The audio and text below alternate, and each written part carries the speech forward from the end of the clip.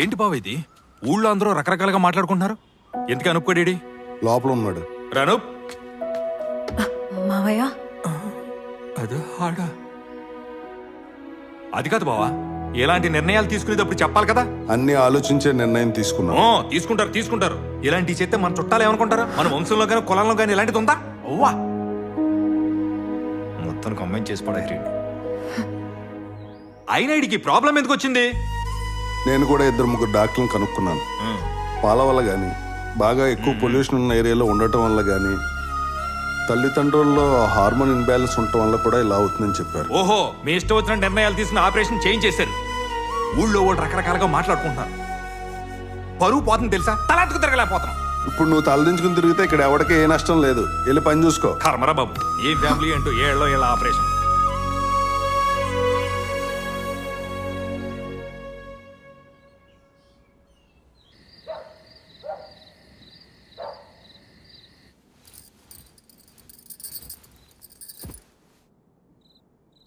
ఇందాక మా అక్క ఫోన్ చేసింది.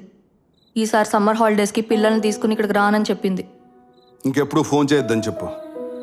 ఓ పక్క జనాలు, ఓ పక్క చుట్టాలు సూటుపోటు మాటలతో దొబ్బేస్తున్నారు. ఇలా ఉంటే పిల్లల భవిష్యత్తు ఎలా? నా భయం కూడా అదే. మరి ఇప్పుడు ఏం చేద్దామండి?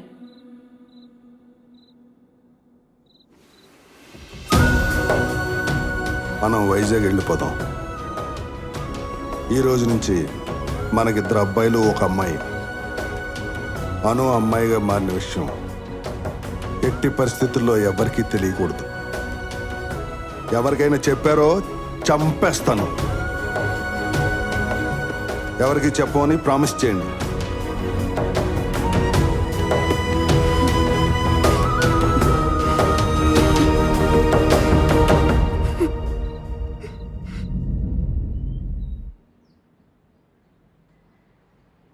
తనకేం తక్కువ చేశాను? తనకు జరిగిన విషయం ఎవరికీ తెలియకూడదు అనుకున్నాను. తనే చెప్పిందని తెలిసి కోపం వచ్చి ఒకటేశాను. దానికి ఆత్మహత్య చేసుకోవాలా? ఈ రోజుల్లో ఆత్మహత్య ఫ్యాషన్ అయిపోయిందిరా. ఇంట్లో వాళ్ళ గౌరవం పోతుందని, నలుగురు మధ్యలో అవమాన పాలవుతామని ఇవేవి ఆలోచించర్రా వీళ్ళు.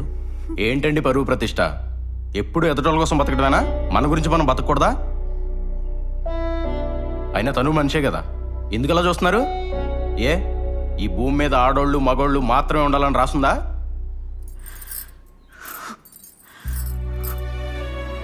అప్పటికే నేను చెప్తూనే ఉన్నా, అతనికి నాకు ఎలాంటి సంబంధం లేదని. మీరే తొందరపడి కొట్టారు. మరి నువ్వెందుకు ఫీల్ అవుతున్నావు? అలా అని కాదు, అతని గురించి అని కాదు. నన్నెవరూ సరిగ్గా గుర్తించట్లేదు. కనీసం మనిషిలా కూడా చూడట్లేదు.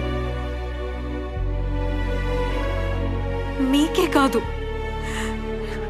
నాకు చిన్న చిన్న కోరికలుంటాయి, ఆశలుంటాయి. అను, నీకు ఎలా కావాలంటే అలా ఉండు. ఇప్పటి వరకు అందరికీ తెలిస్తే నా పరువు ఎక్కడ పోతుందో, సొసైటీలో తన గురించి తప్పుగా అనుకుంటారేమో అనుకున్నా. జరిగిందేదో జరిగిపోయింది. నాకు అన్నిటికంటే నా పిల్లలే ఎక్కువ. సర్లే, ఇప్పుడేం చేయాలనుకుంటున్నావు?